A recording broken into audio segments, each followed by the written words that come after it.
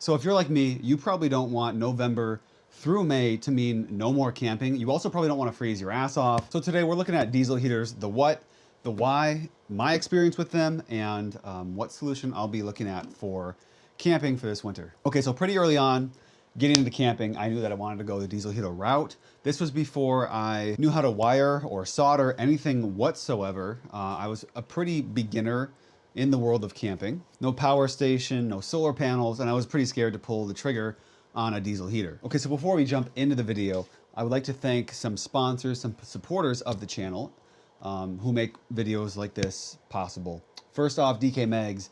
They are a gun store, but they're more than a gun store. They're a team of fantastic people located here in Minnesota. They've got a fantastic online catalog, great stores. So give them a call or head in person. If you go in person in Minnesota, they're gonna give you a discount on nearly everything in the store. So just let them know that I sent you. Next up, Soul Centered Films.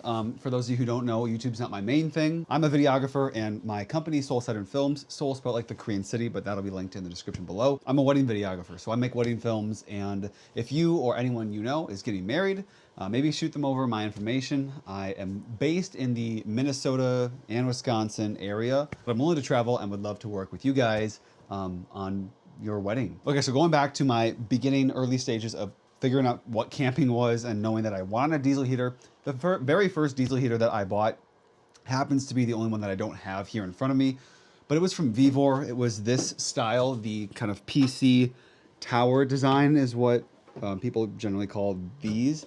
And spoiler alert, I don't have it because I threw it away. I can't really speak to their quality control, but I did have issues with two heaters that I received from Vevor. The first heater I bought kept completely blowing fuses whenever you would plug it into a power source. The second heater that I got, one of the gas rings, I believe, failed, and it started just pumping diesel fumes into the area that we were trying to heat, which was not great for camping, sleeping at night. After all of those issues, I got rid of both of those heaters, and I opted for right here. This is the HCalory Toolbox heater. This is their version 1 of the Toolbox line that they have. And this so far has been a pretty cool solution. I did include it in a video already. I purchased this one. This was not sent out to me for free, unlike these other two heaters that I have in front of me. But all of these are from HCalory. HCalory as a company seems like a very great place to start as a beginner, someone who may have been like me in my earlier stages of camping, not knowing how to wire, not wanting to get into splitting wires and soldering things. Even though it's pretty simple and straightforward, it can be a little scary. Because of the way that these units are powered and the plugs that they take, it seems very beginner friendly because you can just quite simply take a power supply solution that plugs into a wall, like this one, with their included power supply cord. Just plug it right into the unit. This is the Toolbox version 2. You just literally plug it up. It does only plug in one way.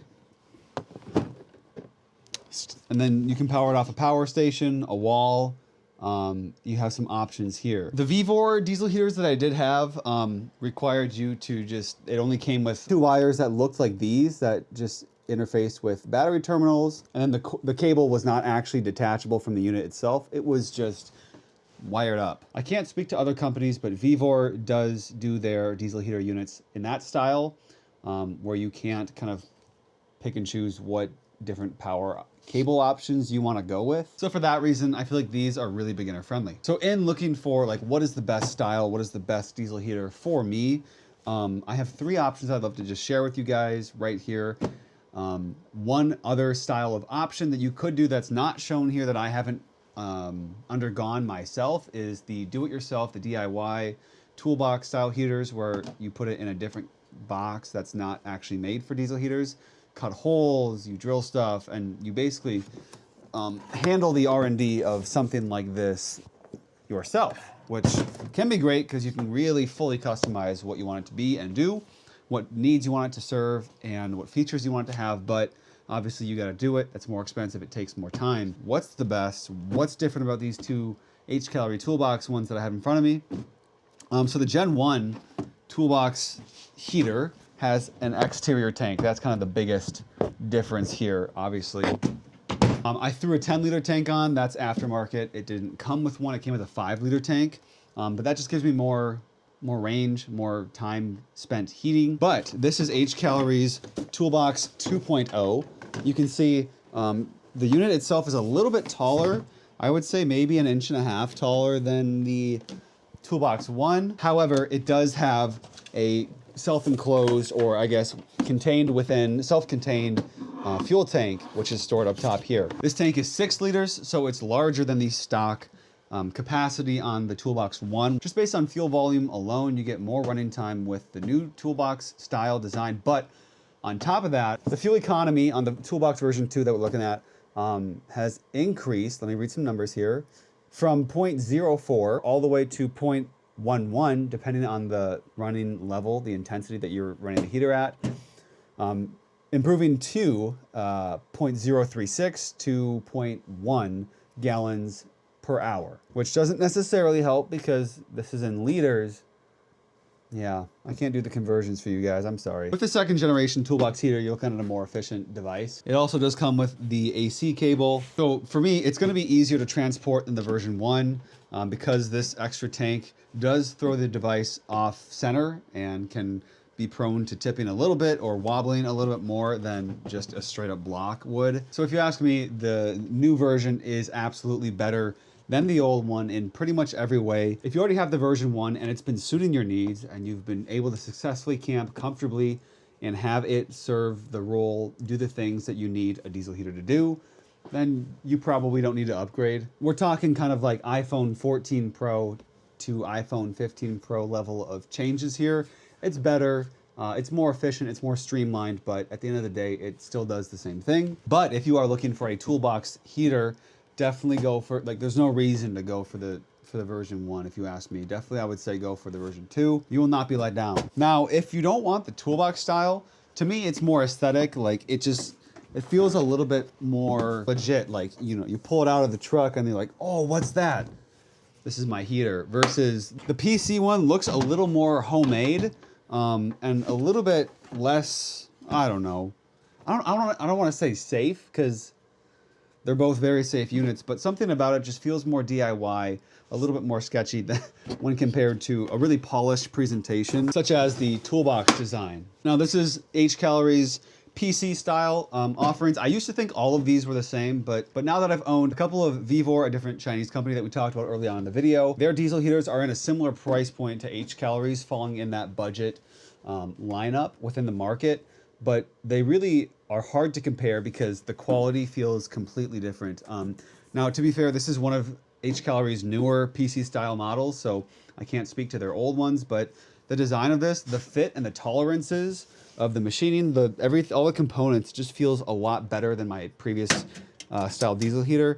The shell on the Vivor used to be a lot thinner, like sheet metal, and so therefore it was just super wobbly and it would never made up to the other parts as well. There was a lot of slop and it would shake and you could just tell, I don't know, it felt like the tolerances of a Glock compared to like a hand-fit 2011. Not saying that this is a premium option, but for the same price, you're getting a better device, in my opinion, when compared to some other options in this price category. Now, for me, because of the 6-liter versus 5-liter tank, and the carry handle feature, and the fact that it looks a little more premium, the Toolbox is absolutely going to be my option, my go-to for this cold season of camping. For me, I was and still absolutely am thinking about using this one as my like backup diesel heater because it's always good to have at least a couple on hand. Diesel heaters are, for me, the least reliable piece of gear that I use in my camping like lineup. It's the device that I trust the least because it's the device that I've had the most problems with,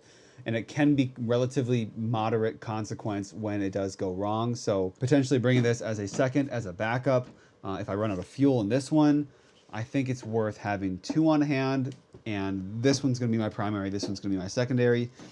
Sometimes we go camping with friends and I like to have 2 of everything so that I can supply people to go camping with us without needing to buy their own stuff, spend hundreds to thousands of dollars on their own gear. So I think that's going to serve that role. Definitely is more compact overall than the Toolbox style. So if you're really running low on space, or if you want to hard mount and semi-permanently install a diesel heater into your rig versus having the versatility of the carry handle, which you do have 2 carry handles here, but you can kind of one-handedly wield this thing. So that just in my books makes it a little bit more portable. But yeah, I think diesel heaters are at the point where they are more reliable, like these new units, and some more of the features, more of the creature comforts are there. I mean, it just looks better. It seems to be built to a higher quality. The remotes have changed, they're higher quality as well. Things like that. There are more accessories that come with them for the same price. And also, HCalory does have a new app that seems to be better than the old Chinese diesel heater app. Literally called the HCalory app, and the UI is just a lot more high tech. This is kind of like the home page, what that looks like. It gives you a better layout, and it looks better, it's more reliable. With the old diesel heater app, sometimes when I would swipe up on my iPhone, it would just shut the heater off. And it would think that that was me pushing and holding the power button. So the app is more reliable. The devices themselves seem to be more reliable and better built. And I'm excited to use these, put them through their paces, put them through the ringer this camping season. So thank you guys so much for watching. I hope you enjoyed this video. If you are going with diesel heater options, maybe HCalory will be the right one to look at for you. But let me know your thoughts, your questions, or concerns in the comment section below. And yeah, thanks for stopping by. We'll see you in the next one. Stay safe and God bless.